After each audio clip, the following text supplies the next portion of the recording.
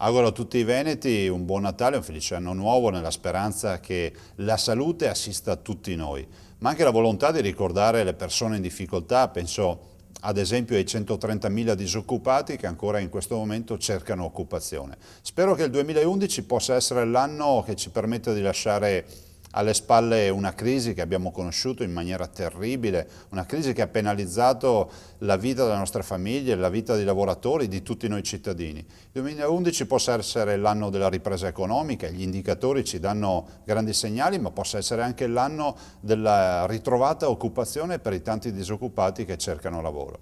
Sia un 2011 ovviamente che ci possa fare ancora crescere, che ci possa dare quei risultati che tutti noi desideriamo personalmente nella vita familiare, nelle attività di ogni giorno.